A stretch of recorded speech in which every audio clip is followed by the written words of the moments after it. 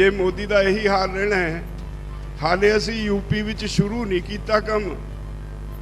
UP विच साडा सुनेहा ही पहुंचा है। अज यूपी दियां पंचायत चोणां दी गिणती हो रही है ते मैनू इतला मिली है भी उहदे च घट्टो घट्ट 2/3 पंचायतां च बुरी तरह हार रही है मोदी दी पार्टी।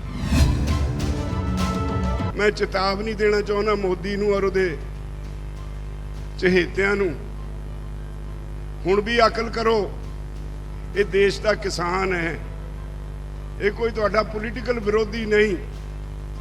जे देश के किसान की हुण भी नहीं सुननी तो याद रखो समा बहुता नहीं, सारे देश विचों फट्टी पोच के रख देंगे। भाजपा के एक वड्डे लीडर ने मोदी नूं सलाह दी सी अज तो कोई 3 महीने पहला भी तू भुलेखे च है, तू जिन्हां लोकां नाल मत्था ला लिया उन्हां दे इतिहास नूं तू नहीं पढ़िया। जे तुसी जिदन अज तुहाडा जिदन फैसला हो गया ना, जिहड़ा हुण हो जाना किसी तरह, जे तां अकल हो मोदी नूं, जे सुध बुद्धि अकाल पुरख ने बख्शती, फिर तां आ 2 दिन उन्हां दे सदमे दे लंघ जाण दो, फिर तो फैसला करनगे। और सुप्रीम कोर्ट ने भी मैनूं पता लग्या कल कोई झाड़ झूड़ पाई है भी तुसी किसानां नूं बिठाई बैठे, उन्हां दा फैसला क्यों नहीं करदे। चलो देखो हाले 2 दिन विचारा जे किसी के घर कोई है झटका लगता है तो फिर वो सदमा तो हुंदा ही है ना। हुण तुसी झटका दे दिता, वो सदमे च ने, उन्होंने 2-4 दिन सदमे च रह लैण दो, हो लैण दो नॉर्मल। जदों नॉर्मल होए तो मोदी तो आप भज्जा फिरू तुहाडे नाल फैसला करन लई। जे ना फिरू तो मोदी मुड़ के गुजरात जाऊ, दिल्ली की गद्दी ते नहीं बैठू। बहुत ही सत्कारयोग सामने बैठे किसान भरावो, नौजवान बच्चिओ, बीबीओ, बच्चिओ अते स्टेज ते बैठे आगू साहिबान, सब तो पहला फतेह अर्ज करदा वाहिगुरू जी का खालसा, वाहिगुरू जी की फतेह। अज बड़ा साडे लई इतिहासक दिन है। परसों आपां साहिब श्री गुरु तेग बहादुर जी का प्रकाश पुरब मना के हटे हाँ ते अज 5वें पातशाह श्री गुरु अर्जन देव जी महाराज का गुरपुरब है।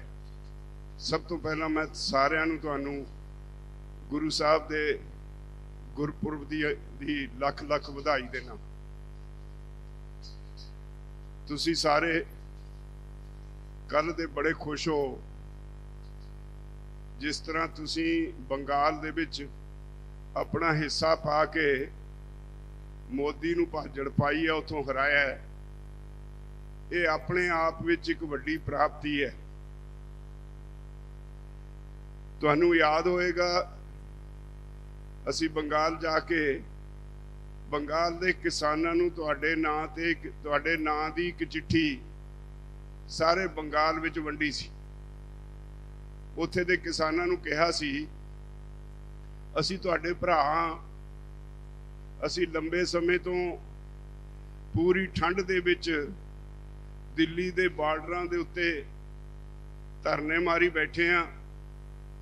साडे विचों 300 किसान शहीदी जामा पी गए, पर मोदी सरकार हाले तक टस तो मस नहीं हुई।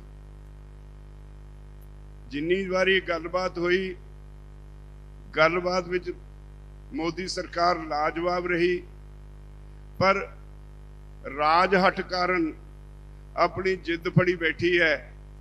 असी तुहाडे कोल आए हैं, बंगाल दे किसानां कोल।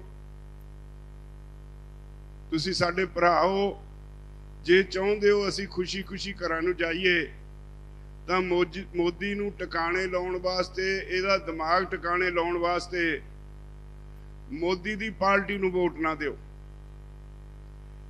मैनूं याद है उत्थे एक दिन रात नूं वड्डी गिणती विच बुद्धिजीवी इकट्ठे होए। उन्हां नूं जदों असीं एड्रैस कीता, असीं ये चिट्ठी दीयां कापियां उन्हां नूं दित्तियां। असीं एक अपील कीती सी भी साडे कोल बहुत पैसा नहीं, असीं दिल्ली दे हर किसान दे घरे चिट्ठी पहुंचा सकीए। ते तुहानूं अपील है कि तुसीं ये काम कर सकोगे। ਤੇ ਉਸ ਇਕੱਠ ਵਿੱਚੋਂ ਹੀ ਜਿਹੜੇ ਬੁੱਧੀਜੀਵੀ ਬੈਠੇ ਸੀ, ਕਿਸੇ ਨੇ ਕਿਹਾ ਮੈਂ ਲੱਖ ਕਾਪੀ ਕਰਾਂਗਾ, ਕਿਸੇ ਨੇ ਕਿਹਾ ਮੈਂ 2 ਲੱਖ ਕਾਪੀ ਕਰਾਂਗਾ, ਔਰ ਕਾਪੀ ਨਹੀਂ ਕਰਾਂਗਾ, ਅੱਗੇ ਕਿਸਾਨਾਂ ਦੇ ਘਰਾਂ 'ਚ ਵੀ ਪਹੁੰਚਾਵਾਂਗਾ। ਇਹ ਉੱਥੇ ਲੋਕਾਂ ਨੇ ਵਾਅਦਾ ਕੀਤਾ ਸੀ, ਉਹਦੇ ਨਾਲ ਤੁਹਾਡੇ ਨਾਲ ਹਮਦਰਦੀ ਦਾ ਇਜ਼ਹਾਰ ਹੋਰ ਪੱਕਾ ਹੋਇਆ ਸੀ। ਔਰ ਅੱਜ ਨਤੀਜਾ ਸਾਹਮਣੇ, ਮੋਦੀ ਦੀ ਪਾਰਟੀ ਬੁਰੀ ਤਰ੍ਹਾਂ ਹਾਰੀ ਹੈ। ਸਾਨੂੰ ਇਹ ਚੰਗੀ ਤਰ੍ਹਾਂ ਪਤਾ ਸੀ ਇਹ ਕੀ ਸਟੈਂਡ ਲਏਗਾ। बड़े शातर लोग होंदे ने, पोलीटिकल लोग। पिछली असैंबली चोण वेले इहदे कोल सिर्फ 3 सीटां सी। जदों पार्लीमेंट चोण होई उदों 18 लोक सभा दीयां सीटां जित्तियां, जिहदा मतलब तकरीबन 120-22 सीटां असैंबली दीयां इन्हां ने जित्तियां। हुण ओह कहिंदे ने जी असीं 3 तो वध के 76 ते आ गए, पर यह नहीं कहिंदे भी 122 तो घट के 76 ते आ गए। ढीठ पूरे ने। और मैं एक तुहानूं हुणे अगेती खुशखबरी दे दियां, जे मोदी दा यही हाल रहना है, हाले असीं यूपी विच शुरू नहीं कीता काम। यूपी विच साडा सुनेहा ही पहुंचिया है। अज यूपी दीयां पंचायत चोणां दी गिणती हो रही है, ते मैनूं इतला मिली है भी उहदे च घट्टो घट्ट 2/3 पंचायतों च बुरी तरह हार रही है मोदी की पार्टी।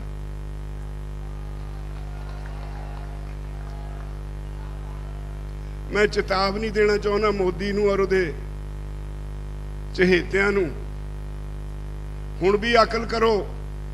ये देश का किसान है, ये कोई तुहाडा पोलीटिकल विरोधी नहीं। जे देश के किसान की हुण भी नहीं सुननी तो याद रखो, समा बहुता नहीं, सारे देश विचों फट्टी पोच के रख देंगे।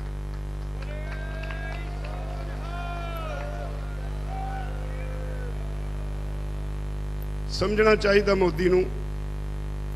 जिवें भाजपा के एक वड्डे लीडर ने मोदी नूं सलाह दी सी अज तो कोई 3 महीने पहला, भी तू भुलेखे च है, तू जिन्हां लोकां नाल मत्था ला लिया उन्हां दे इतिहास नूं तू नहीं पढ़िया। इस अंदोलन का आधार पंजाब है। हरियाणा साडा भरा है, वो साडे नाल आया, पर पंजाब दा एक वखरा इतिहास है। पंजाब च बहुत गिणती सिख किसान ने, सिखां दा एक इतिहास है।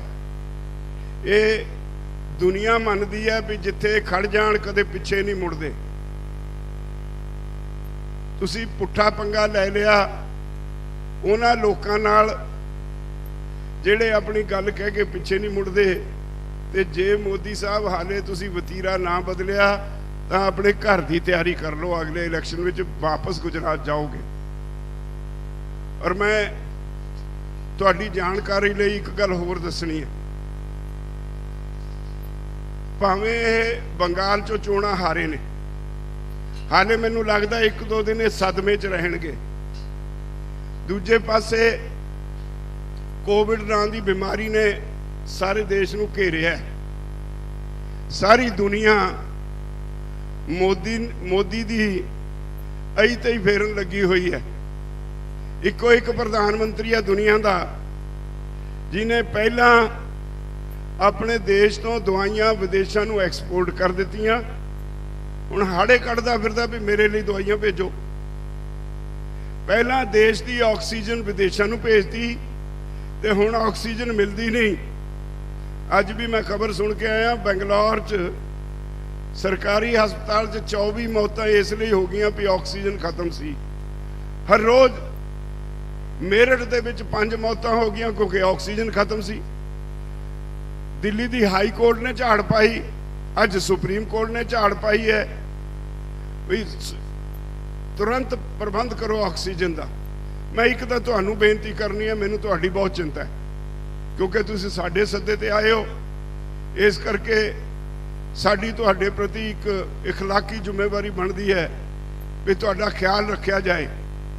असीं सारे साथियों नूं जिहड़े लंगरां च ने उन्हां नूं बेनती कीती है भी आपो अपने लंगर चों हर रोज काढ़ा पिलाओ। सारे जिन्ने सज्जन इत्थे जिन्ने किसान ने सवेरे ਚਾਹ ਗਰਮ ਪੀਓ, ਠੰਡਾ ਪਾਣੀ ਪੀਣਾ, ਠੰਡਾ ਖਾਣਾ ਬਿਲਕੁਲ ਬੰਦ ਕਰ ਦਿਓ। ਸਮਝ ਲਓ ਉਹਦਾ ਕਾਰਨ ਕੀ ਹੈ। ਇਹਦਾ ਵਾਇਰਸ ਤੁਹਾਡੇ ਗਲੇ ਵਿੱਚ ਬਹਿੰਦਾ ਆ ਕੇ 4 ਦਿਨ ਗਲੇ 'ਚ ਰਹਿੰਦਾ ਹੈ, ਤੇ ਜੇ ਤੁਸੀਂ ਧਿਆਨ ਨਾ ਕੀਤਾ ਫਿਰ ਇਹ ਇੱਕਦਮ ਤੁਹਾਡੇ ਫੇਫੜਿਆਂ ਨੂੰ ਫੜ ਲੈਂਦਾ ਤੇ ਤੁਹਾਡਾ ਸਾਹ ਰੁਕਦਾ, ਆਕਸੀਜਨ ਮਿਲਦੀ ਨਹੀਂ, ਡੈਥ ਹੋ ਜਾਂਦੀ ਹੈ। ਇਸੇ ਲਈ ਇਹਦਾ ਇਲਾਜ ਸਭ ਤੋਂ ਵਧੀਆ, ਦਵਾਈਆਂ ਤੋਂ ਵੀ ਵਧੀਆ ਇਲਾਜ ਇਹ ਹੈ ਵੀ ਜਦੋਂ ਤੁਸੀਂ ਪਾਣੀ ਪੀਂਦੇ ਹੋ ਤਾਂ ਗਰਮ ਪਾਣੀ ਪੀਓ, ਚਾਹ ਪੀਂਦੇ ਹੋ ਠੰਡੀ ਕਰਕੇ ਨਾ ਗਰਮ ਚਾਹ ਪੀਓ, ਕਾੜਾ ਪੀਓ ਜਿਹੜਾ ਅਸੀਂ ਸਾਰਿਆਂ ਨੂੰ ਕਿਹਾ। ਤੇ ਮੈਂ ਡਾਕਟਰਾਂ ਦੀ ਟੀਮ ਨੂੰ ਬੇਨਤੀ ਕੀਤੀ, ਪਰਸੋਂ ਕੋਈ ਮੇਰੇ ਕੋਈ ਸੱਜਣ ਮੈਨੂੰ ਕਹਿੰਦੇ ਸੀ ਜੀ ਅਸੀਂ ਪੈਸੇ ਦੇਣੇ ਆ। ਮੈਂ ਕਿਹਾ ਪੈਸੇ ਮੈਂ ਲੈਣੇ ਨਹੀਂ। ਤੇ ਲੱਖ ਰੁਪਈਆ ਵਿਦਿਆਰਥੀਆਂ ਨੇ, ਗੜਦੀ ਵਾਲੇ ਕਾਲਜ ਦੇ ਵਿਦਿਆਰਥੀਆਂ ਨੇ ਇਕੱਠਾ ਕੀਤਾ ਤੁਹਾਡੇ ਲਈ। ਮੈਂ ਉਹਨਾਂ ਨੂੰ ਕਿਹਾ ਵੀ ਇਹਦੇ ਲਈ ਵਿਟਾਮਿਨ ਸੀ ਦੀਆਂ ਗੋਲੀਆਂ ਤੇ ਵਿਟਾਮਿਨ ਡੀ ਦੀਆਂ ਗੋਲੀਆਂ ਇਕੱਠੀਆਂ ਖਰੀਦ ਕੇ ਸਾਨੂੰ ਭੇਜ ਦਿਓ। ਅਸੀਂ ਸਾਰੇ ਜਿੰਨੇ ਵੀ ਇੱਥੇ ਸੱਜਣ ਬੈਠੇ ਨੇ, ਲੰਗਰ ਛਕਣ ਤੋਂ ਬਾਅਦ ਸਭ ਨੂੰ ਇੱਕ ਗੋਲੀ ਵਿਟਾਮਿਨ ਸੀ ਦੀ ਤੇ ਵਿਟਾਮਿਨ ਡੀ ਦੀ ਬਜ਼ੁਰਗਾਂ ਨੂੰ ਉਹ ਦੇ ਦਿਆ ਕਰੀਏ ਤਾਂ ਕਿ ਉਹ ਤੰਦਰੁਸਤ ਰਹਿਣ। ਇਸ ਬਿਮਾਰੀ ਦਾ ਸਭ ਤੋਂ ਵਧੀਆ ਇਲਾਜ ਇਹੀ ਹੈ। ਆ ਟੀਕੇ ਬਿਮਾਰੀਆਂ ਬਾਕੀ ਜਿਹੜੇ ਇਲਾਜ ਨੇ ਉਹ ਸੈਕੰਡਰੀ ਨੇ। ਜੇ ਤੁਸੀਂ ਗਰਮ ਪਾਣੀ ਘੱਟੋ ਘੱਟ 4 ਵਾਰ ਦਿਨ ਵਿੱਚ ਪੀਓਗੇ, ਘੱਟੋ ਘੱਟ 4 ਵਾਰ ਦਿਨ ਵਿੱਚ ਗਰਮ ਪਾਣੀ ਪੀਓਗੇ, ਉਹਨੇ ਤੁਹਾਡੇ ਜੇ ਗਲੇ 'ਚ ਆਇਆ ਵੀ ਉਹਨੇ ਪੇਟ ਚਲੇ ਜਾਣਾ ਹੈ। ਪੇਟ ਵਿੱਚ ਇੰਨੇ ਐਸਿਡਸ ਨੇ, ਕੁਦਰਤ ਨੇ ਐਸੇ ਤੇਜ਼ਾਬੀ ਮਾਦਾ ਪੇਟ ਵਿੱਚ ਹੈ ਜਿਹਦੇ 'ਚੋਂ ਖਤਮ ਹੋ ਜਾਂਦਾ ਹੈ। ਤੋ ਇਸ ਲਈ ਤੁਹਾਨੂੰ ਸਾਰਿਆਂ ਨੂੰ ਬੇਨਤੀ ਹੈ ਭਈ ਧਿਆਨ ਕਰਿਓ, ਆਪੋ ਆਪਣਾ ਖਿਆਲ ਰੱਖੋ। ਆਪਣੀ ਖੁਰਾਕ ਖਾਣ ਤੋਂ ਬਾਅਦ ਪਾਣੀ ਠੰਡਾ ਨਾ ਪੀਓ, ਜਦੋਂ ਪੀਓ ਗਰਮ ਪੀਓ। ਇਹ ਆਦਤ ਬਣਾ ਲਓ। ਇਹ ਬਿਮਾਰੀ ਨੇ ਪਤਾ ਨਹੀਂ ਕਿੰਨੀ ਦੇਰ ਖਹਿੜਾ ਨਹੀਂ ਛੱਡਣਾ। ਇਸ ਲਈ ਮੇਰੀ ਤੁਹਾਨੂੰ ਅਪੀਲ ਹੈ ਤੇ ਸਾਰੇ ਲੰਗਰਾਂ ਵਾਲਿਆਂ ਨੂੰ ਅਪੀਲ ਹੈ ਭਈ ਤੁਸੀਂ ਜੇ ਨਹੀਂ ਪਤਾ ਕਾੜੇ ਦੇ ਵਿੱਚ ਕੀ ਹੈ, ਇੱਕ ਪੈਕਟ ਇੱਥੋਂ ਖਰੀਦ ਲਓ, ਉਹਦੇ ਤੇ ਸਾਰਾ ਕੁਝ ਲਿਖਿਆ ਹੈ। ਉਹ ਸਮਾਨ ਇਕੱਠਾ ਮੰਗਵਾ ਕੇ ਰਗੜ ਕੇ ਰੱਖ ਲਓ, ਹਰ ਰੋਜ਼ ਸਭ ਨੂੰ ਕਾੜਾ ਪੀਣ ਲਈ ਦਿਓ। ਇੱਕ ਗੱਲ ਹੋਰ ਬਹੁਤ ਜ਼ਰੂਰੀ ਹੈ ਤੁਹਾਨੂੰ ਦੱਸਣੀ। ਮੈਂ 3 ਦਿਨ ਪਹਿਲਾਂ ਮੇਰੇ ਹੱਥ ਇੱਕ ਹੋਰ ਰਿਪੋਰਟ ਲੱਗੀ ਹੈ। ਮੋਦੀ ਸਰਕਾਰ ਨਾਲ ਇੱਕ ਪਾਸੇ ਤਾਂ ਇਹ ਪੰਗਾ ਪਿਆ ਹੈ, ਪਰ ਉਹਦੀ ਨੀਅਤ ਬਿਲਕੁਲ ਸਾਫ਼ ਨਹੀਂ। ਮੇਰੇ ਹੱਥ ਰਿਪੋਰਟ ਲੱਗੀ ਹੈ ਜਿਹੜੀ ਹੁਣ ਤੁਹਾਡੀ ਅਗਲੀ ਸਾਉਣੀ ਦੀ ਝੋਨੇ ਦੀ ਫਸਲ ਦੀਆਂ ਕੀਮਤਾਂ ਸਿਫਾਰਿਸ਼ ਕੀਤੀ ਹੈ ਪ੍ਰਾਈਸ ਕਮਿਸ਼ਨ ਨੇ। ਹਾਂ, ਇਹ ਕੀਤਾ ਉਹਨਾਂ ਨੇ, ਮਾਮੂਲੀ ਜਿਹਾ ਵਾਧਾ ਤੁਹਾਡੇ ਝੋਨੇ ਦੀ ਕੀਮਤ 'ਚ ਕਰਤਾ। 72 ਰੁਪਏ ਕੁਇੰਟਲ ਦਾ ਵਾਧਾ ਕਰਕੇ 1960 ਰੁਪਏ ਕੀਮਤ ਤੈਅ ਕਰਤੀ ਤੁਹਾਡੀ ਝੋਨੇ ਦੀ ਅਗਲੇ ਸਾਲ ਦੀ ਫਸਲ ਲਈ। ਪਰ ਨਾਲ ਹੇਠਾਂ ਜਿਹੜੀਆਂ ਸਿਫਾਰਿਸ਼ਾਂ ਕੀਤੀਆਂ ਉਹ ਬਹੁਤ ਗੰਭੀਰ ਨੇ। ਉਹੀ ਕਮਿਸ਼ਨ ਕਹਿੰਦਾ, ਜਿਵੇਂ ਅੱਗੇ ਹਰ ਵਾਰ ਲਿਖਦਾ ਹੈ, ਵੀ ਆਪਣੀ ਖਰੀਦ ਦੀ ਨੀਤੀ ਨੂੰ ਬਦਲੋ। ਬਾਰ-ਬਾਰ ਸਰਕਾਰ ਤੇ ਦਬਾਅ ਪਾਉਂਦਾ ਹੈ ਵੀ ਸਰਕਾਰ ਨੂੰ ਬਹੁਤ ਖਰਚਾ ਕਰਨਾ ਪੈਂਦਾ ਹੈ, ਸਰਕਾਰ ਨੂੰ ਰੱਖ ਰਖਾਅ ਤੇ ਅਨਾਜ ਦੇ ਬਹੁਤ ਘਾਟਾ ਪੈਂਦਾ ਹੈ, ਇਹਦੀ ਟਰਾਂਸਪੋਰਟੇਸ਼ਨ ਦਾ ਖਰਚਾ ਬਹੁਤ ਹੈ, ਇਹਦੀ ਸਾਂਭ ਸੰਭਾਲ ਲਈ ਬਹੁਤ ਵੱਡਾ ਸਟਾਫ ਰੱਖਣਾ ਪੈਂਦਾ ਹੈ। ਇਦਾਂ ਦੀਆਂ ਸਿਫਾਰਿਸ਼ਾਂ ਕਰਕੇ ਫਿਰ ਉਹ ਲਿਖਦਾ ਹੈ, ਇਸ ਕਰਕੇ ਸਰਕਾਰ ਦਾ ਕੰਮ ਵਪਾਰ ਕਰਨਾ ਨਹੀਂ ਹੁੰਦਾ, ਸਰਕਾਰ ਇਸ ਝੰਜਟ ਵਿੱਚੋਂ ਨਿਕਲੇ। ਲੇਕਿਨ ਉਹ ਇਹ ਵੀ ਭੁੱਲ ਗਿਆ, ਸਾਡੇ ਦੇਸ਼ ਵਿੱਚ ਸੋਸ਼ਲਿਸਟਿਕ ਪੈਟਰਨ ਦੀ ਸਰਕਾਰ ਹੈ, ਸਮਾਜਵਾਦੀ ਆਧਾਰ ਤੇ ਚੱਲਣ ਵਾਲੀ ਸਰਕਾਰ ਹੈ, ਜਿਹਦੀ ਜ਼ਿੰਮੇਵਾਰੀ ਹੈ ਵੀ ਆਪ ਇਸ ਦੇਸ਼ ਦੇ ਵਾਸੀਆਂ ਦਾ, ਉਹਨਾਂ ਦੇ ਖਾਣ ਪੀਣ ਦਾ, ਉਹਨਾਂ ਨੂੰ ਜੋ ਉਹਨਾਂ ਨੇ ਖਰੀਦਣਾ ਉਹਦਾ ਖਿਆਲ ਰੱਖੇ। ਇਹ ਨਾ ਹੋਏ ਵੀ ਕੋਈ ਸਰਮਾਏਦਾਰ ਆਪਣੇ ਕੋਲ ਜ਼ਖੀਰੇਬਾਜ਼ੀ ਕਰਕੇ ਲੋਕਾਂ ਨੂੰ ਲੁੱਟਣ ਲੱਗ ਪਏ। ਜਿਹੜੀ ਆਪਣੀ ਲੜਾਈ ਹੈ ਉਹਦੇ ਵਿੱਚ ਜਿਹੜਾ ਜ਼ਰੂਰੀ ਵਸਤਾਂ ਦਾ ਕਾਨੂੰਨ ਹੈ ਉਹ ਇਹੀ ਹੈ। ਉਹਦੇ ਵਿੱਚ ਸਰਕਾਰ ਕੋਲ ਅਧਿਕਾਰ ਹੁੰਦਾ ਸੀ ਵੀ ਜੇ ਕੋਈ ਆਪਣੇ ਕੋਲ ਜਮ੍ਹਾਂ ਕਰਕੇ ਸਟਾਕ ਰੱਖ ਲਵੇ, ਬਾਜ਼ਾਰ ਵਿੱਚ ਮਹਿੰਗਾਈ ਹੋ ਜਾਏ ਤੇ ਸਰਕਾਰ ਕੋਲ ਅਧਿਕਾਰ ਸੀ, ਛਾਪਾ ਮਾਰ ਸਕਦੀ ਸੀ। ਛਾਪਾ ਮਾਰ ਕੇ ਉਹਦੇ ਕੋਲੋਂ ਫਾਲਤੂ ਸਟਾਕ ਫੜ ਸਕਦੀ ਸੀ ਤੇ ਉਹਨੂੰ ਸਜ਼ਾ ਵੀ ਦੇ ਸਕਦੀ ਸੀ, ਸਟਾਕ ਜ਼ਬਤ ਵੀ ਕਰ ਸਕਦੀ ਸੀ। ਪਰ ਇਸ ਸਰਕਾਰ ਨੇ ਨਵਾਂ ਕਾਨੂੰਨ ਬਣਾ ਕੇ ਕਹਿ ਦਿੱਤਾ ਵੀ ਕੋਈ ਸਟਾਕ ਲਿਮਿਟ ਨਹੀਂ, ਕੋਈ ਸਰਕਾਰ ਚੈੱਕ ਨਹੀਂ ਕਰੂ। ਕੋਈ ਜੇ ਮਹਿੰਗਾਈ ਵੀ ਹੋ ਗਈ, ਕਿਸੇ ਕੋਲ 10 ਲੱਖ ਟਨ ਅਨਾਜ ਪਿਆ ਤਾਂ ਸਰਕਾਰ ਇਸ ਗੱਲ ਦਾ ਖਿਆਲ ਰੱਖੂ ਛਾਪਾ ਮਾਰਨ ਵੇਲੇ ਬਈ ਉਹਦਾ ਕਿਤੇ ਬਾਹਰ ਸੌਦਾ ਕੀਤਾ ਹੋਇਆ ਪ੍ਰਭਾਵਿਤ ਤਾਂ ਨਹੀਂ ਹੁੰਦਾ। ਵਪਾਰੀ ਤਾਂ ਕਹਿ ਦਊ ਮੇਰਾ ਸੌਦਾ ਕੀਤਾ ਹੋਇਆ। ਕਿਸੇ ਪ੍ਰੋਸੈਸਿੰਗ ਇੰਡਸਟਰੀ 'ਚ ਜੇ ਫਾਲਤੂ ਸਮਾਨ ਪਿਆ ਹੈ, ਖਾਣ ਵਾਲੀ ਚੀਜ਼ ਫਾਲਤੂ ਪਈ ਹੈ, ਜਮ੍ਹਾਂ ਕੀਤੀ ਹੈ, ਤਾਂ ਉਸ ਵੇਲੇ ਸਰਕਾਰ ਦੇਖੂ ਵੀ ਉਹਦੀ ਪ੍ਰੋਸੈਸਿੰਗ ਕਪੈਸਿਟੀ ਤੋਂ ਵੱਧ ਤਾਂ ਨਹੀਂ, ਉਹਦਾ ਕੋਈ ਸੌਦਾ ਤਾਂ ਨਹੀਂ ਪ੍ਰਭਾਵਿਤ ਹੁੰਦਾ। ਤਾਂ ਐਸਾ ਕਾਨੂੰਨ ਬਣਾ ਦਿੱਤਾ ਜਿਹਦੇ 'ਚ ਆਮ ਆਦਮੀ ਦਾ ਜਿਉਣਾ ਦੁੱਭਰ ਹੋ ਜਾਏਗਾ। ਇਸੇ ਕਰਕੇ ਆ ਕਿਸਾਨ ਅੰਦੋਲਨ ਕਹਿੰਦਾ ਹੈ ਭਈ ਅਸੀਂ ਗਰੀਬ ਦੀ ਰੋਟੀ ਸਰਮਾਏਦਾਰ ਦੀ ਗੋਲਕ ਵਿੱਚ ਕੈਦ ਨਹੀਂ ਹੋਣ ਦੇਣੀ। ਜੇ ਕਾਨੂੰਨ ਰਹਿ ਜਾਂਦਾ ਹੈ ਤਾਂ ਸਭ ਕੁਝ ਸਰਮਾਏਦਾਰ ਦੀ ਗੋਲਕ ਦੇ ਵਿੱਚ ਕੈਦ ਹੋ ਜਾਏਗਾ। ਉਹਦਾ ਵਿਰੋਧ ਹੈ, ਪਰ ਇਹਦੇ ਬਾਵਜੂਦ ਸਭ ਕੁਝ ਦੇ ਉਹਨੇ ਨਵੀਂ ਰਿਪੋਰਟ 'ਚ ਵੀ ਲਿਖਿਆ ਹੈ ਭਈ ਸਰਕਾਰ ਇਹ ਖਰੀਦੋ ਫਰੋਖਤ ਦੇ ਝੰਜਟ 'ਚੋਂ ਨਿਕਲੇ।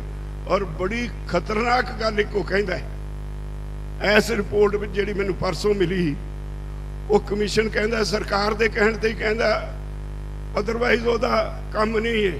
ਕਮਿਸ਼ਨ ਦਾ ਕੰਮ ਹੈ ਲੇਖਾ ਜੋਖਾ ਕਰੇ ਕਿੰਨਾ ਕਿਸੇ ਫਸਲ ਤੇ ਪੈਦਾ ਕਰਨ ਤੇ ਖਰਚਾ ਹੁੰਦਾ ਹੈ, ਉਹਦੇ ਮੁਤਾਬਕ ਸਰਕਾਰ ਨੂੰ ਭਾਅ ਦੀ ਸਿਫਾਰਿਸ਼ ਕਰ ਦੇ, ਇੰਨਾ ਕੰਮ ਹੈ ਉਹਦਾ। ਬਾਕੀ ਰਿਪੋਰਟਾਂ ਸਰਕਾਰ ਦੇ ਕਹਿਣ ਤੇ ਉਹ ਤਿਆਰ ਕਰਦਾ ਹੈ। ਉਹ ਕਹਿੰਦਾ ਹੈ ਵੀ ਜੇ ਤੁਹਾਡਾ ਨਹੀਂ ਸਰਦਾ ਤਾਂ ਇਸ ਝੋਨੇ ਜਿਹੜੀ ਹੁਣ ਅਗਲੀ ਝੋਨੇ ਦੀ ਫਸਲ ਆਏਗੀ ਉਹਦੇ ਵਿੱਚ ਆਪਣਾ ਹੱਥ ਖਿੱਚਣਾ ਸ਼ੁਰੂ ਕਰ ਦਿਓ, ਤੇ ਅਗਲੀ ਕਣਕ ਦੀ ਫਸਲ ਤਾਂ ਬਿਲਕੁਲ ਨਾ ਖਰੀਦੋ। ਗੰਭੀਰਤਾ ਨਾਲ ਸੋਚੋ।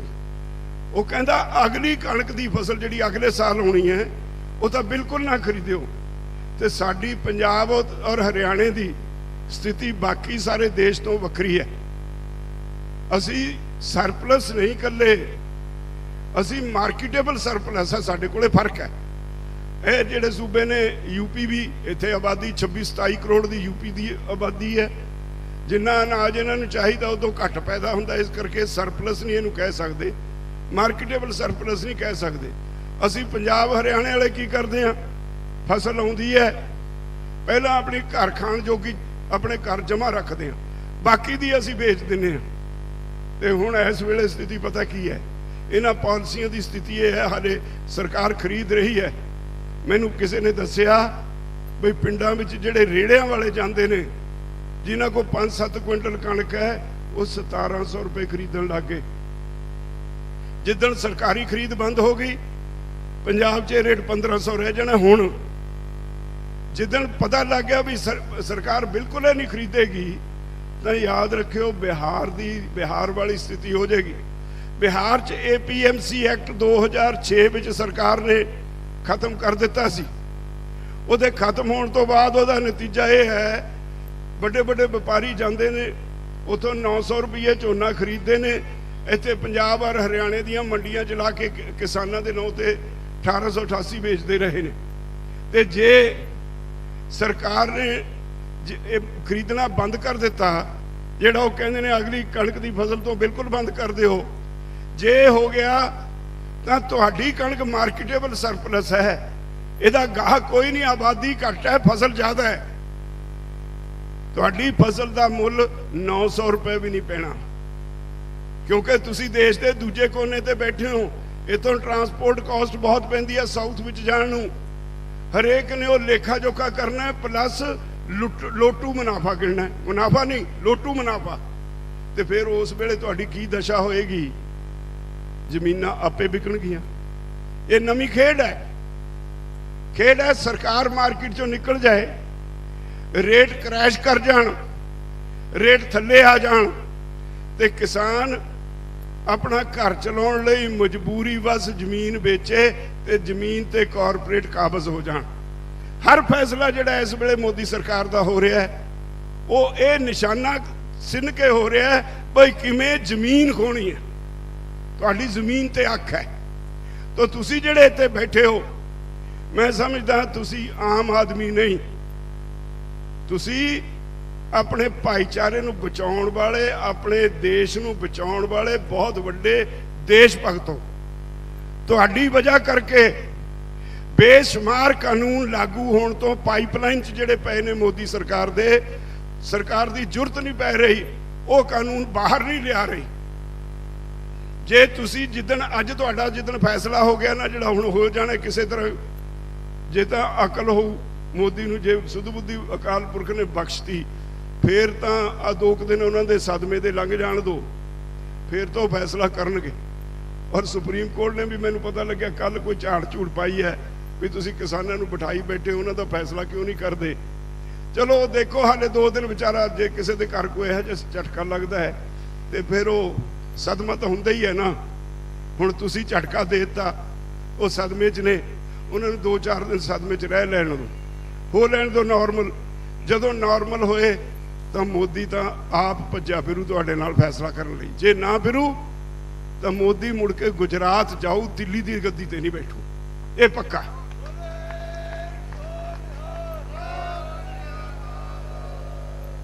ਮੇਰੀ ਤੁਹਾਨੂੰ ਫੇਰ ਉਹੀ ਇੱਕ ਅਪੀਲ ਹੈ, ਅੱਜ ਮੋਰਚਾ ਫੇਰ ਇਹਨੂੰ ਗਿਣਤੀ ਨੂੰ ਏਦਾਂ ਨਾ ਨਾਪੋ।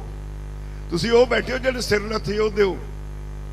ਤੁਸੀਂ ਗੁਰੂ ਅਰਜਨ ਦੇਵ ਜੀ ਮਹਾਰਾਜ ਨੇ ਕੁਰਬਾਨੀ ਦਿੱਤੀ, ਗੁਰੂ ਤੇਗ ਬਹਾਦਰ ਪਾਤਸ਼ਾਹ ਨੇ ਕੁਰਬਾਨੀ ਦਿੱਤੀ, ਤੁਸੀਂ ਉਹਨਾਂ ਦੇ ਪੈਰੋਕਾਰ ਹੋ ਜਿਨ੍ਹਾਂ ਨੇ ਆਪਣਾ ਸੀਸ ਕੁਰਬਾਨ ਕਰਕੇ ਇਨਸਾਫ ਲਈ ਲੜੇ, ਔਰ ਉਹਨਾਂ ਦੀ ਔਲਾਦ ਹੋ ਤੁਸੀਂ। ਤੇ ਅੱਜ ਇੱਕ ਗੱਲ ਉਹ ਕਹਿ ਕੇ ਗਏ ਸੀ, ਉਦੋਂ ਉਹਨਾਂ ਨੇ ਕਿਸੇ ਨੂੰ ਇਹ ਨਹੀਂ ਕਿਹਾ ਵੀ ਸਾਡੇ ਜਾਣ ਤੋਂ ਬਾਅਦ ਤੁਸੀਂ ਤਲਵਾਰਾਂ ਚੱਕ ਕੇ ਮਾਰਨ ਤੁਰ ਪਿਓ, ਇਹ ਨਹੀਂ ਕਿਹਾ, ਕਿਤੇ ਇਤਿਹਾਸ 'ਚ ਕਹਾਣੀ ਨਹੀਂ ਮਿਲਦੀ। ਤੇ ਇਸੇ ਲਈ ਸ਼ਾਂਤਮਈ ਅੰਦੋਲਨ ਕਰਨ ਦਾ ਤੁਹਾਨੂੰ ਹਰ ਵਾਰੀ ਅਸੀਂ ਪ੍ਰਣ ਦਿੰਦੇ ਹਾਂ ਤੇ ਤੁਸੀਂ ਸ਼ਾਂਤਮਈ ਲੜ ਰਹੇ ਹੋ। ਅੱਜ ਪੰਜਾਬ ਹਰਿਆਣਾ 2 ਸੂਬੇ ਤਾਂ ਐਸੇ ਨੇ ਜਿਹਦੇ ਘਰ ਘਰ ਇਹ ਅੰਦੋਲਨ ਜਾ ਵੜਿਆ। ਬੱਚੇ ਵੀ ਜਦੋਂ ਸਵੇਰੇ ਉੱਠਦੇ ਨੇ ਤਾਂ ਅੰਦੋਲਨ ਦੀ ਗੱਲ ਕਰਦੇ ਨੇ। ਜਦੋਂ ਤੁਸੀਂ ਜਾਓ ਪੰਜਾਬ ਵਿੱਚ, ਚੰਡੀਗੜ੍ਹ ਚਲੇ ਜਾਓ, ਹਰ ਸ਼ਹਿਰ ਵਿੱਚ ਚੌਂਕਾਂ 'ਚ ਖੜੇ ਝੰਡੇ ਲੈ ਕੇ ਤੁਹਾਡੇ ਅੰਦੋਲਨ ਦੀ ਜੈ ਜੈਕਾਰ ਕਰਦੇ ਨੇ ਤੁਹਾਡੇ ਭਰਾ, ਤੁਹਾਡੇ ਸਾਥੀ ਸਾਰੇ। ਇੱਥੇ ਤਾਂ ਅੰਦੋਲਨ ਦੀ ਜੈ ਜੈਕਾਰ ਹੋ ਗਈ। ਇਸ ਅੰਦੋਲਨ ਦਾ ਅਸਰ ਸਾਰੇ ਦੇਸ਼ ਵਿੱਚ ਹੈ। ਇਹ ਨਹੀਂ ਵੀ ਇਹ ਇਕੱਲਾ ਬੰਗਾਲ ਹਾਰੇ ਨੇ। ਆਂਧਰਾ ਵਿੱਚ ਮਿਊਨਿਸਪਲ ਚੋਣਾਂ ਹੋਈਆਂ, 1 ਸੀਟ ਝੂਠ ਬੋਲਣ ਨੂੰ ਮੋਦੀ ਦੀ ਪਾਰਟੀ ਨੂੰ ਮਿਲੀ, 1 ਵੀ ਨਹੀਂ ਮਿਲੀ। ਆਂਧਰਾ 'ਚ 1 ਸੀਟ ਵੀ ਨਹੀਂ ਲੈ ਸਕੇ। ਪੰਜਾਬ 'ਚ ਹਾਰੇ, ਹਰਿਆਣੇ 'ਚ ਹਾਰੇ, ਹੁਣ ਅੱਜ ਯੂਪੀ 'ਚ ਹਾਰ ਰਹੇ ਨੇ। ਅੱਜ ਗਿਣਤੀ ਹੋ ਰਹੀ ਹੈ, ਜਿਹੜੇ ਟੀਵੀ ਦੇਖਦੇ ਨੇ ਉਹਨਾਂ ਨੂੰ ਪਤਾ ਹੋਏਗਾ, ਜਾਂ ਸਾਡੇ ਸੋਸ਼ਲ ਮੀਡੀਆ ਤੇ ਨਾਲੋਂ ਨਾਲ ਆਈ ਜਾਂਦਾ ਹੈ ਕੀ ਹਾਲ ਹੋਇਆ। ਇਹ ਸਾਰਾ ਤੁਹਾਡੇ ਅੰਦੋਲਨ ਦੀ ਬਦੌਲਤ ਹੈ। ਜਿਹੜੇ ਲੋਕ ਪਿੰਡਾਂ 'ਚ ਬੈਠੇ ਨੇ, ਜਿਹੜੀਆਂ ਰੈਲੀਆਂ ਕੀਤੀਆਂ, ਮਹਾ ਰੈਲੀਆਂ ਕੀਤੀਆਂ, ਉਹਨਾਂ ਨੇ ਲੋਕਾਂ ਵਿੱਚ ਜਾਗਰੂਕਤਾ ਲਿਆਂਦੀ ਹੈ। ਉਹਨਾਂ ਨੇ ਲੋਕਾਂ ਨੂੰ ਇਸ ਅੰਦੋਲਨ ਵਿੱਚ ਆਪਣਾ ਬਣਦਾ ਹਿੱਸਾ ਪਾਉਣ ਲਈ ਤਿਆਰ ਕੀਤਾ ਹੈ। ਇੱਕ ਅਲੱਗ ਤਰ੍ਹਾਂ ਦਾ ਮਾਹੌਲ ਬਣ ਗਿਆ ਸਾਰੇ ਦੇਸ਼ ਵਿੱਚ। ਅੱਜ ਦੇਸ਼ ਵਿੱਚ ਜਿਹੜੀ ਭਾਜਪਾ ਹੁੰਦੀ ਸੀ, ਉੱਥੇ ਕਿਸਾਨ ਮਜ਼ਦੂਰ ਜਿੰਦਾਬਾਦ ਹੋਣ ਲੱਗ ਪਏ।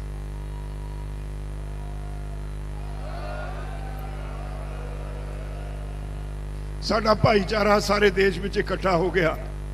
ਔਰ ਨਿਰਾ ਇੱਥੇ ਹੀ ਨਹੀਂ ਰਿਹਾ, ਸਾਰੀ ਦੁਨੀਆ ਵਿੱਚ ਈਵਨ ਗੋਰੇ, ਵਿਦੇਸ਼ੀ ਗੋਰੇ, ਉਹ ਤੁਹਾਡੀ ਹਮਾਇਤ ਤੇ ਨਾਅਰੇ ਲਾ ਰਹੇ ਨੇ। ਇਹ ਕੋਈ ਛੋਟੀਆਂ ਗੱਲਾਂ ਨਹੀਂ। ਅੱਜ ਦੁਨੀਆ ਇਸ ਗੱਲ ਲਈ ਤੁਹਾਡੇ ਅੰਦੋਲਨ ਨੂੰ ਸਲਾਮ ਕਰਦੀ ਹੈ। ਅੱਜ ਤੱਕ ਕਾਰਪੋਰੇਟ ਹਾਊਸਿਸ ਦੇ ਖਿਲਾਫ ਕਿਸੇ ਵੀ ਦੇਸ਼ ਵਿੱਚ ਇਸ ਤਰ੍ਹਾਂ ਦਾ ਅੰਦੋਲਨ ਨਹੀਂ ਹੋਇਆ ਜਿੱਦਾਂ ਦਾ ਤੁਸੀਂ ਕੀਤਾ ਹੈ। ਸਾਰੀ ਦੁਨੀਆ ਲਈ ਇੱਕ ਤੁਸੀਂ ਵੱਡਾ ਕਾਰਪੋਰੇਟ ਦੇ ਅੱਗੇ ਰੁਕਾਵਟ ਬਣ ਕੇ ਖੜ ਗਏ। ਨਹੀਂ ਤਾਂ ਬਹੁਤ ਸਾਰੇ ਜਿਹੜੇ ਵਿਕਸਿਤ ਦੇਸ਼, ਜਿਨ੍ਹਾਂ ਨੂੰ ਅਸੀਂ ਕਹਿੰਦੇ ਆ ਬੜੇ ਅਮੀਰ ਦੇਸ਼ ਨੇ, ਜਿੱਥੇ ਨੂੰ ਭੱਜ ਜਾਂਦੇ ਆ ਅਸੀਂ, ਉੱਥੇ ਸਾਰਾ ਕੁਝ ਕਾਰਪੋਰੇਟਸ ਦੇ ਹੱਥ 'ਚ ਹੈ। ਜਿੰਨੇ ਲੋਕ ਬਾਕੀ ਜਾਂਦੇ ਨੇ ਉਹਨਾਂ ਦੀਆਂ ਕੰਪਨੀਆਂ 'ਚ ਨੌਕਰੀ ਕਰਦੇ ਨੇ, ਮੁਲਾਜ਼ਮਤ ਕਰਦੇ ਨੇ, ਮਜ਼ਦੂਰੀ ਕਰਦੇ ਨੇ, ਖੁਦ ਮੁਖਤਾਰੀ ਨਾਲ ਜੀਵਨ ਜੀਣ ਵਾਲੇ ਲੋਕ ਤੁਸੀਂ ਇੱਥੇ ਵਸਦੇ ਹੋ। ਤੇ ਜਦੋਂ ਤੁਹਾਡੇ ਤੇ ਕਾਰਪੋਰੇਟਸ ਨੇ ਹੱਲਾ ਬੋਲਿਆ ਤੇ ਤੁਸੀਂ ਉਹਦੇ ਧਿਰ ਬਣ ਕੇ ਉਹਦੇ ਖਿਲਾਫ ਖੜੇ ਹੋ ਗਏ। ਇਹ ਦੁਨੀਆ 'ਚ ਕਿਤੇ ਨਹੀਂ ਹੋਇਆ। ਇਸ ਕਰਕੇ ਅੱਜ ਸਾਰੀ ਦੁਨੀਆ ਤੁਹਾਡੇ ਨਾਲ ਖੜੀ ਹੈ। ਯੂਨਾਈਟਿਡ ਨੇਸ਼ਨਸ ਵਿੱਚ ਤੁਹਾਡਾ ਕੇਸ ਡਿਸਕਸ ਹੋਇਆ, ਬਾਰ-ਬਾਰ ਉੱਥੇ ਚਰਚਾ ਹੁੰਦੀ ਹੈ। ਤੁਹਾਡਾ case international human rights commission ਨੇ ਇਹਦਾ ਗੰਭੀਰ ਨੋਟਿਸ ਲਿਆ। ਤੁਹਾਡੇ ਕੇਸ ਦੀ ਆਸਟ੍ਰੇਲੀਆ ਦੀ ਇੱਕ ਅਖਬਾਰ ਨੇ ਇਹ ਮੋਦੀ ਸਰਕਾਰ ਦੇ ਖਿਲਾਫ ਵੱਡਾ ਇੱਕ ਐਡੀਟੋਰੀਅਲ ਲਿਖ ਦਿੱਤਾ ਤੇ ਮੋਦੀ ਸਰਕਾਰ ਪਿੱਟ ਉੱਠੀ। ਇਹਨਾਂ ਨੇ ਆਸਟ੍ਰੇਲੀਆ ਦੇ ਜਿਹੜਾ ਅੰਬੈਸਡਰ ਸੀ ਉਹਨੂੰ ਬੁਲਾ ਕੇ ਰੋਸ ਪ੍ਰਗਟ ਕੀਤਾ ਪਹਿਲਾਂ ਇੱਥੋਂ ਸਾਡੇ ਇੱਕ ਮੰਤਰੀ ਨੇ ਚਿੱਠੀ ਲਿਖੀ ਵੀ ਇਹ ਜਿਹੜਾ ਤੁਸੀਂ ਐਡੀਟੋਰੀਅਲ ਲਿਖਿਆ, ਜਿਹੜੀਆਂ ਖਬਰਾਂ ਲਿਖੀਆਂ ਇਹਦੇ ਵਿਰੋਧ 'ਚ ਜੋ ਅਸੀਂ ਕਹਿੰਦੇ ਆ ਪਹਿਲਾਂ ਸਾਡਾ ਉਹ ਵੀ ਛਾਪੋ। ਉਹਨਾਂ ਨੇ ਕਹਿਤਾ ਤੁਸੀਂ ਝੂਠ ਕਹਿੰਦੇ ਹੋ, ਅਸੀਂ ਝੂਠ ਆਪਣੇ ਅਖਬਾਰ 'ਚ ਨਹੀਂ ਛਾਪਣਾ। ਉਹਨਾਂ ਨੇ ਉਹ ਨਹੀਂ ਛਾਪਿਆ। ਫਿਰ ਇਹਨਾਂ ਨੇ ਆਸਟ੍ਰੇਲੀਆ ਦੇ ਅੰਬੈਸਡਰ ਨੂੰ ਬੁਲਾ ਕੇ ਘੁਰਕੀ ਦਿੱਤੀ ਵੀ ਤੁਸੀਂ ਸਾਡੇ ਖਿਲਾਫ ਕਰਦੇ ਹੋ, ਬੋਲਦੇ ਹੋ, ਸਾਡੇ ਅੰਦਰੂਨੀ ਮਾਮਲਿਆਂ 'ਚ ਦਖਲ ਦਿੰਦੇ ਹੋ। ਦੁਨੀਆ ਦਾ ਸਭ ਤੋਂ ਵੱਡਾ ਟਾਈਮ ਮੈਗਜ਼ੀਨ ਉਹ ਇਸ ਅੰਦੋਲਨ ਦੀ ਨੂੰ ਫਰੰਟ ਪੇਜ ਤੇ ਫੋਟੋ ਲਾ ਕੇ ਤੁਹਾਡੀ ਸਾਰੀ ਦੁਨੀਆ ਦੇ ਵਿੱਚ ਤੁਹਾਡੇ ਅੰਦੋਲਨ ਦੀ ਗੱਲ ਪਹੁੰਚਾਉਂਦਾ ਹੈ। ਇੰਗਲੈਂਡ ਦੀ ਪਾਰਲੀਮੈਂਟ ਦੇ ਦੋਨੇ ਹਾਊਸ ਉੱਥੇ ਬਾਰ-ਬਾਰ ਇਹ ਡਿਸਕਸ ਹੁੰਦਾ ਹੈ ਔਰ ਸਾਰੇ ਤੁਹਾਡੇ ਅੰਦੋਲਨ ਦੇ ਪਿੱਛੇ ਖੜੇ ਨੇ। ਨਿਊਜ਼ੀਲੈਂਡ ਦੀ ਪਾਰਲੀਮੈਂਟ ਤੁਹਾਡੇ ਪਿੱਛੇ ਖੜੀ ਹੈ, ਕੈਨੇਡਾ ਦੀ ਪਾਰਲੀਮੈਂਟ ਤੁਹਾਡੇ ਪਿੱਛੇ ਖੜੀ ਹੈ। ਵੱਖ-ਵੱਖ ਦੇਸ਼ਾਂ ਦੇ ਵਿੱਚੋਂ ਇਹ ਆਵਾਜ਼ਾਂ ਆ ਰਹੀਆਂ। ਈਵਨ ਕਾਲੇ ਅਫਰੀਕਨ ਲੋਕ ਉਹ ਵੀ ਤੁਹਾਡੇ ਅੰਦੋਲਨ ਦੇ ਨਾਲ ਸਹਿਮਤ ਹੋ ਕੇ ਤੁਹਾਡੇ ਹੱਕ 'ਚ ਮੁਜ਼ਾਹਰੇ ਕਰ ਰਹੇ ਨੇ। ਕੈਨੇਡਾ ਵਿੱਚ ਆ ਪਿਛਲੇ ਦਿਨੀ ਏਡੇ ਵੱਡੇ ਜਲੂਸ ਨਿਕਲੇ ਨੇ ਤੁਹਾਡੇ ਹੱਕ 'ਚ, ਤੇ ਜਿਹਦਾ ਮੀਡੀਆ ਵਿੱਚ ਸਾਡੇ ਤੱਕ ਆਉਣ ਵਿੱਚ ਬਹੁਤ ਸਾਰੀਆਂ ਮੁਸ਼ਕਲਾਂ ਖੜੀਆਂ ਹੁੰਦੀਆਂ, ਨਹੀਂ ਆਉਂਦਾ। ਤਾਂ ਇਸ ਕਰਕੇ ਮੈਂ ਸਮਝਦਾ ਤੁਸੀਂ ਜਿਹੜੇ ਇੱਥੇ ਬੈਠੇ ਹੋ, ਤੁਸੀਂ ਬਹੁਤ ਵੱਡੇ ਦੇਸ਼ ਭਗਤ ਹੋ। ਜਿਹੜੇ ਪਿੰਡ 'ਚ ਤਾਸ਼ ਕੁੱਟਦੇ ਨੇ ਉਹਨਾਂ ਦਾ ਪੱਖ ਵੀ ਤੁਸੀਂ ਲੜ ਰਹੇ ਹੋ। ਤੁਹਾਡੇ ਤੇ ਬੜਾ ਮਾਣ ਹੈ, ਮੈਂ ਤੁਹਾਨੂੰ ਸੈਲੂਟ ਕਰਦਾ। ਮੈਂ ਨਾਲ ਹੀ ਤੁਹਾਨੂੰ ਇਹ ਬੇਨਤੀ ਜ਼ਰੂਰ ਕਰਨੀ ਚਾਹਾਂਗਾ ਵੀ ਭਰਾਵੋ ਖਿਆਲ ਰੱਖਿਓ, ਸਿਹਤ ਦਾ ਖਿਆਲ ਰੱਖਿਓ। ਲੜਨਾ ਆਪਾਂ ਕੇਸ ਜਿੱਤਿਆ ਹੋਇਆ, ਆਪਾਂ ਨੇ ਜਿੱਤਣਾ 100% ਹੀ ਜਿੱਤਣਾ। ਹਾਂ, ਕਈਆਂ ਨੂੰ ਆਦਤ ਪੈ ਜਾਂਦੀ ਹੈ ਵੀ ਉਹ ਕਹਿੰਦੇ ਹੁੰਦੇ ਨਾ ਦੁੱਧ ਦੇਣਾ ਮੀਂਗਣਾ ਪਾ ਕੇ। ਇਹਨਾਂ ਨੂੰ ਮੋਦੀ ਨੂੰ ਉਹ ਆਦਤ ਪੈ ਗਈ, ਇਹ ਛਿੱਤਰ ਖਾ ਕੇ ਦੁੱਧ ਦਊ, ਇਹਨੇ ਛੇਤੀ ਨਹੀਂ ਦੇਣਾ। ਹਾਲੇ ਅੱਜ ਯੂਪੀ 'ਚ ਵੀ ਹਾਰੂ ਔਰ ਸਾਡੀ ਇਸ ਸਟੇਜ ਤੋਂ ਚੇਤਾਵਨੀ ਹੈ ਵੀ ਜੇ ਤੈਨੂੰ ਅਕਲ ਨਾ ਆਈ ਹੁਣ ਵੀ, ਫਿਰ ਅਸੀਂ ਜਿਹੜੀ ਅਗਲਾ ਅਕਲਦਾਨ ਤੈਨੂੰ ਦੇਵਾਂਗੇ ਨਾ, ਉਹ ਤੇਰੇ ਕੋਲੋਂ ਤੇਰੀ ਪਾਰਟੀ ਤੋਂ ਬਰਦਾਸ਼ਤ ਨਹੀਂ ਹੋਣਾ। ਫਿਰ ਤੈਨੂੰ ਹੁੰਝਾ ਫੇਰਾਂਗੇ, ਸਾਰੇ ਦੇਸ਼ ਵਿੱਚੋਂ ਬਾਹਰ ਕੱਢਾਂਗੇ। ਤੋ ਇਸ ਲਈ ਮੇਰੀ ਤੁਹਾਨੂੰ ਸਾਰਿਆਂ ਨੂੰ ਬੇਨਤੀ ਹੈ, ਆਪਣੀ ਸਿਹਤ ਦਾ ਖਿਆਲ ਰੱਖੋ। ਆਪੋ ਆਪਣੇ ਲੰਗਰਾਂ ਵਿੱਚ ਧਿਆਨ ਨਾਲ ਸਾਰੇ ਕਾੜਾ ਪੀਓ, ਗਰਮ ਪਾਣੀ ਪੀਓ ਔਰ ਤੁਹਾਨੂੰ ਛੇਤੀ ਗੋਲੀਆਂ ਜਿਨ੍ਹਾਂ ਨੇ ਜੇ ਇੱਥੋਂ ਮਿਲਦੀਆਂ ਲੈ ਲਓ। ਛੇਤੀ ਅਸੀਂ ਵੀ ਕੋਸ਼ਿਸ਼ ਕਰਾਂਗੇ ਵੀ ਤੁਹਾਨੂੰ ਗੋਲੀਆਂ ਜਿਹੜੀਆਂ ਤੁਹਾਡੇ ਵਿਟਾਮਿਨ ਸੀ ਦੀਆਂ ਤੁਹਾਨੂੰ ਦਈਏ ਤਾਂ ਕਿ ਇਹਦੇ ਨਾਲ ਤੁਹਾਡੀ ਇਮਿਊਨਿਟੀ ਵਧੇ। ਪਰ ਇਮਿਊਨਿਟੀ ਸਾਡੀ, ਮੈਂ ਤਾਂ ਕਈ ਵਾਰੀ ਕਿਹਾ, ਸਾਡੇ ਨਾਲ ਦੂਜੇ ਵਰਗਾਂ ਦਾ ਮੁਕਾਬਲਾ ਹੀ ਨਹੀਂ। ਅਸੀਂ ਦੁਨੀਆ ਦਾ ਸਭ ਤੋਂ ਔਖਾ ਕੰਮ ਕਰਦੇ ਹਾਂ। ਔਖਾ ਕੰਮ ਕਰਨ ਵਾਲੇ ਖੇਤਾਂ 'ਚ ਕੰਮ ਕਰਦੇ ਹਾਂ। ਵਿਟਾਮਿਨ ਡੀ ਧੁੱਪ 'ਚੋਂ ਸਾਨੂੰ ਮਿਲ ਜਾਂਦਾ ਹੈ, ਬਹੁਤ ਮਿਲਦਾ ਹੈ। ਖੇਤਾਂ 'ਚ ਕੰਮ ਸਖਤ ਕਰਨ ਦੀ ਵਜ੍ਹਾ ਕਰਕੇ ਅਸੀਂ ਇੰਨੇ ਸੋਹਲ ਨਹੀਂ ਹੋਏ ਵੀ ਸਾਡੀ ਇਮਿਊਨਿਟੀ ਕਮਜ਼ੋਰ ਹੋਏ। ਜਾ ਕੇ ਦਿੱਲੀ ਦੀਆਂ ਤੰਗ ਗਲੀਆਂ 'ਚ ਦੇਖ ਲਓ, ਸਾਡੇ 'ਚ ਨਹੀਂ ਸਫਾਈ ਨਹੀਂ। ਸਾਡੇ ਇੱਥੇ ਸਫਾਈ ਬਹੁਤ ਹੈ। ਉਹਨਾਂ ਨੂੰ ਦੇਖ ਲਓ, ਉਹ ਵਿਚਾਰੇ ਏਸੀ 'ਚ ਸੌਂਦੇ ਨੇ, ਕਿਤੇ ਮਾੜੀ ਜੀ ਬਿਜਲੀ ਚਲੀ ਗਈ ਰੋਣ ਲੱਗ ਪੈਂਦੇ ਨੇ, ਤੇ ਉਹਨਾਂ ਦੀ ਇਮਿਊਨਿਟੀ ਹੈ ਨਹੀਂ, ਤੇ ਉਹ ਸਾਰੇ ਧੜਾ ਧੜ ਡਿੱਗ ਰਹੇ ਨੇ, ਇਸ ਬਿਮਾਰੀ ਦਾ ਸ਼ਿਕਾਰ ਹੋ ਰਹੇ ਨੇ। ਪਰ ਉਹ ਤੋਂ ਲਾਗ ਨਾ ਲੱਗ ਜਾਏ। ਅਸੀਂ ਬੜਾ ਸੋਚ ਸਮਝ ਕੇ ਗੱਲ ਕਹਿੰਦੇ ਆ, ਕਲੇਮ ਕਰਦੇ ਆ ਵੀ ਸਾਡੇ ਨਾਕਿਆਂ ਤੇ ਕਿਤੇ ਵੀ ਇਹ ਬਿਮਾਰੀ ਹੈ ਨਹੀਂ, ਤੇ ਸਾਨੂੰ ਸਰਕਾਰ ਬਿਮਾਰੀ ਦੇ ਬਹਾਨੇ ਡਰਾਉਣ ਦੀ ਕੋਸ਼ਿਸ਼ ਨਾ ਕਰੇ। ਔਰ ਸਰਕਾਰ ਨੇ ਲੋਕਡਾਊਨ ਲਾਇਆ, ਹਰਿਆਣੇ ਚ ਲਾਇਆ, ਪੰਜਾਬ ਚ ਲਾਇਆ, ਦਿੱਲੀ ਚ ਲਾਇਆ। ਜੋ ਮਰਜ਼ੀ ਸਰਕਾਰ ਆਖੇ, ਜੋ ਮਰਜ਼ੀ ਸਰਕਾਰ ਆਖੇ, ਤਾਂ ਮੈਂ ਬੇਨਤੀ ਕਰਾਂਗਾ ਤੁਸੀਂ ਆਪਣਾ ਸ਼ਾਂਤ ਰਹਿਣਾ। ਕਿਸੇ ਦੀ ਹਿੰਮਤ ਨਹੀਂ ਤੁਹਾਡੇ ਵੱਲ ਝਾਕਣ ਦੀ। ਸੁਪਰੀਮ ਕੋਰਟ ਦਾ ਫੈਸਲਾ ਹੈ ਭਈ ਜੇ ਸ਼ਾਂਤਮਈ ਬੈਠੇ ਲੋਕਾਂ ਤੇ ਤੁਹਾਨੂੰ ਕੋਈ ਅਧਿਕਾਰ ਨਹੀਂ, ਤੁਸੀਂ ਕੋਈ ਕਿਸੇ ਤਰ੍ਹਾਂ ਦੀ ਪੁਲਿਸ ਫੋਰਸ ਜਾਂ ਕੁਝ ਹੋਰ ਤੁਸੀਂ ਇਹਨਾਂ ਤੇ ਇਸਤੇਮਾਲ ਕਰ ਸਕੋ, ਤਾਕਤ ਦਾ ਇਸਤੇਮਾਲ ਕਰ ਸਕੋ। ਇਹ ਤੁਹਾਡੇ ਤੇ ਕੁਝ ਨਹੀਂ ਕਰ ਸਕਦੇ। ਔਰ ਇੰਨੇ ਬੰਦਿਆਂ ਨੂੰ ਜਿੰਨੇ ਅਸੀਂ ਬੈਠੇ ਆ, ਇਹਨਾਂ ਨੂੰ ਹਟਾਉਣਾ ਇੱਥੋਂ ਖਾਲਾ ਜੀ ਦਾ ਘਰ ਨਹੀਂ। ਕੋਈ ਤਾਕਤ ਨਹੀਂ, ਮੋਦੀ ਕੋਲ ਕੋਈ ਹਿੰਮਤ ਨਹੀਂ। ਆਪਾਂ ਬੈਠੇ ਹਰਿਆਣੇ 'ਚ ਹਾਂ, ਹਰਿਆਣੇ ਵਾਲਿਆਂ ਨੂੰ ਤਾਂ ਉਂਝ ਨਹੀਂ ਖੰਘਣ ਦਿੰਦੇ। ਸਾਡੇ ਆ ਭਰਾ ਜਿਹੜੇ ਹਰਿਆਣੇ ਵਾਲੇ ਨੇ, ਕੋਈ ਪਿੰਡ 'ਚ ਜਾਣ ਤਾਂ ਸਹੀ, ਕਿਸੇ ਦੀ ਹਿੰਮਤ ਨਹੀਂ ਪਿੰਡਾਂ 'ਚ ਜਾਣ ਦੀ। ਇਹਨਾਂ ਦੇ ਮੁੱਖ ਮੰਤਰੀ ਨੂੰ ਤਾਂ ਹੇਠਾਂ ਹੈਲੀਕਾਪਟਰ ਨਹੀਂ ਲਾਉਣ ਦਿੰਦੇ, ਤੇ ਸਾਡੇ ਕੋਲ ਕਿਹੜਾ ਆਜੂ। ਇਸ ਕਰਕੇ ਮੈਂ ਤੁਹਾਨੂੰ ਅਪੀਲ ਕਰਾਂਗਾ ਭਈ ਸਾਰੇ ਜਿਹੜੇ ਆਪੋ ਆਪਣੇ ਨਾਕਿਆਂ ਤੇ ਆਪਣੀ ਸਿਹਤ ਦਾ ਖਿਆਲ ਰੱਖੋ। ਹੋਰ ਜਿਹੜੇ ਪਿੰਡਾਂ 'ਚ ਬੈਠੇ ਨੇ ਉਹਨਾਂ ਨੂੰ ਸਾਰਿਆਂ ਨੂੰ ਸੱਦੋ ਇੱਥੇ, ਤਾਂ ਕਿ ਇੱਥੇ ਹੋਰ ਰੌਣਕ ਵਧੇ। ਉਹਨੂੰ ਪਤਾ ਲੱਗ ਜੇ ਮੋਦੀ ਨੂੰ ਵੀ ਜਿੱਥੇ ਅਸੀਂ ਜਿਹੜੀ ਕਾਲ ਦਿੰਦੇ ਆ ਉਹਦੇ ਤੇ ਲੋਕੀ ਫੁੱਲ ਚੜਾਉਂਦੇ ਨੇ, ਤੇ ਇਸ ਕਾਲ ਤੇ ਵੀ ਲੋਕ ਫੁੱਲ, ਹੁਣ ਕਣਕਾਂ ਵੱਢੀਆਂ ਗਈਆਂ, ਤੂੜੀਆਂ ਬਣ ਗਈਆਂ, ਤੇ ਹੁਣ ਤਾਂ ਵਾਪਸ ਇੱਥੇ ਸਭ ਨੂੰ ਬੁਲਾ ਲਓ। ਔਰ ਮੈਂ ਸਮਝਦਾ ਇਹ ਮੋਰਚਾ ਅਸੀਂ ਥੋੜੇ ਦਿਨਾਂ ਵਿੱਚ ਹੀ ਜਿੱਤਾਂਗੇ। ਗੁਰੂ ਸਾਹਿਬ ਦੇ ਪ੍ਰਕਾਸ਼ ਪੁਰਬ ਦੀਆਂ ਲੱਖ ਲੱਖ ਵਧਾਈਆਂ। ਤੇ ਫਿਰ ਤੁਹਾਨੂੰ ਬੇਨਤੀ ਕਰਾਂਗੇ, ਅੱਜ ਸਤਿਗੁਰਾਂ ਦਾ ਪ੍ਰਕਾਸ਼ ਦਿਹਾੜਾ ਹੈ, ਇਹਨੂੰ ਵੀ ਆਪਣੇ ਅੰਦਰ ਚਿੱਤ 'ਚ ਰੱਖੋ। ਔਰ ਤੁਹਾਡੀ ਧਰੋਹਰ ਹੈ, ਇਹ ਸਾਡੀ ਸਾਰਿਆਂ ਦੀ ਧਰੋਹਰ ਹੈ। ਉਹਨਾਂ ਦੇ ਸਹਾਰੇ ਅਸੀਂ ਸਾਰੀ ਜਿਹੜੀ ਕੌਮ ਹੈ, ਗੁਰੂ ਸਾਹਿਬ ਦੇ ਸਹਾਰੇ ਅਸੀਂ ਵਕਤ ਕੱਢਦੇ ਹਾਂ। ਇਹ ਠੀਕ ਹੈ ਭਈ ਜਿਨ੍ਹਾਂ ਲੋਕਾਂ ਦਾ ਇਤਿਹਾਸ ਤਕੜਾ ਹੁੰਦਾ ਹੈ ਉਹਨਾਂ ਲੋਕਾਂ ਨੂੰ ਕੋਈ ਹਰਾ ਨਹੀਂ ਸਕਦਾ। ਔਰ ਮੈਨੂੰ ਯਕੀਨ ਹੈ ਤੁਸੀਂ ਸਰਕਾਰ ਜਿੰਨਾ ਮਰਜ਼ੀ ਜ਼ੋਰ ਲਾ ਲੇ, ਤੁਸੀਂ ਇੱਥੇ ਜਿੱਤ ਕੇ ਜਾਓਗੇ। ਜਿੱਤ ਤੁਹਾਡੀ ਹੋਏਗੀ, ਪੱਕੀ ਹੋਏਗੀ। ਇੰਨਾ ਕਹਿੰਦਾ ਕਿ ਮੈਂ ਚਾਹੁੰਦਾ। ਵਾਹਿਗੁਰੂ ਜੀ ਕਾ ਖਾਲਸਾ, ਵਾਹਿਗੁਰੂ ਜੀ ਕੀ ਫਤਿਹ।